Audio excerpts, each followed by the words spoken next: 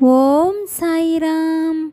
என் அழகு செல்வமே, உன் சாயப்பா உன்னை காண வந்துள்ளேன். சற்று நான் கூறுவதை பொறுமையுடன் கேட்டுவிட்டு செல்.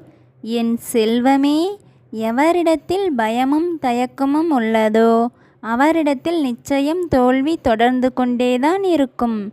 ஆதலால் நீ எதற்காகவும் பயம் கொள்ளாதே. நிச்சயம் உன் வாழ்வில் வெற்றி கிடைக்கும்.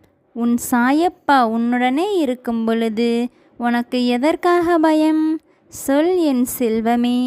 உன் வாழ்க்கையில் உன்னை முன்னேற்ற பாதைக்கு அழைத்து செல்வது உன் சாயப்பாவின் கடமை. ஆதலால் நீ இனி எதற்காகவும் பயம் கொள்ள வேண்டிய அவசியமும் இல்லை. உன் சாயப்பா ஒருமுறை கூறினால் நிச்சயம் அதை நிறைவேற்றியே தீருவேன். இது உன் சாயப்பாவின் உண்மையான சொற்கள். ஜெய் சாய்ராம்.